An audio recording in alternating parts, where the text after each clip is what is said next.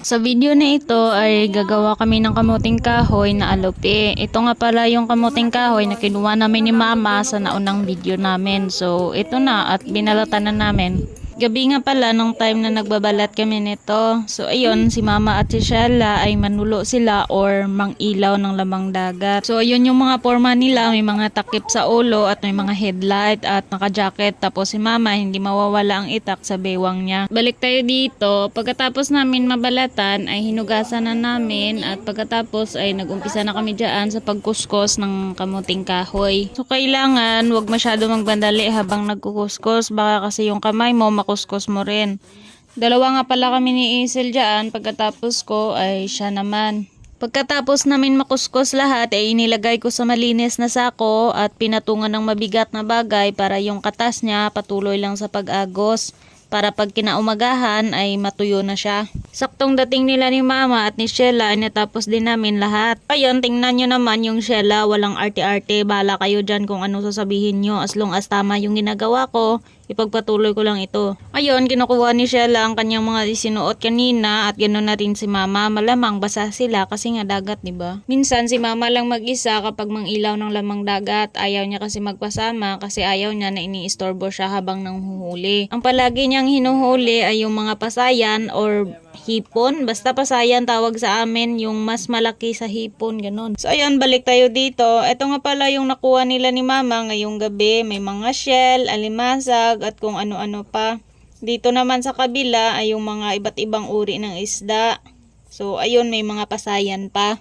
So ayun, nilagay na ni Shella sa mas malaki na lagayan at para linisin, para maluto na namin. At kung makikita nyo, may hawak-hawak yung Shella na shell, kinakain po iyon sa amin. At ayun, buhay na buhay pa yung mga alimasag. Kinaumagahan, akala ko natuyo na yung kinuskus namin na kamuting kahoy, wala pala. Kaya ayun, ang ginawa ko, humanap ako ng malinis na damit. Uulitin ko po malinis po yung damit. Pagkatapos ay nilagay ko yung kinuskus na kamuting kahoy sa malinis na damit at piniga hanggang sa matuyo. Kapag natuyo na, kailangan naman ulit pinuhin kasi kung hindi mo pipinuhin, mahihirapan ka naman sa pagbalot sa dahon. Pagkatapos naman mapino lahat, ay nilagyan ko ng pula na asukal at hinalo-halo. Siguro nasa kalahating kilo na asukal ang nailagay ko at nilagyan ko din ng konting asin. Pagkatapos ay nagkudkod ng kuskus. Basta, nagkagod na lang sa niyog para hapos. Pabudlayan pag hindi akong galingon mo.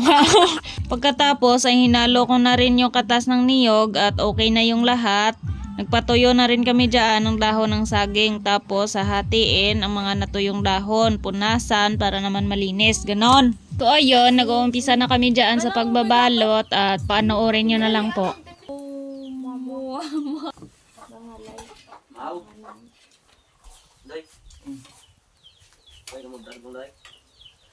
Huwag ka masakit yung paa ko ngayon.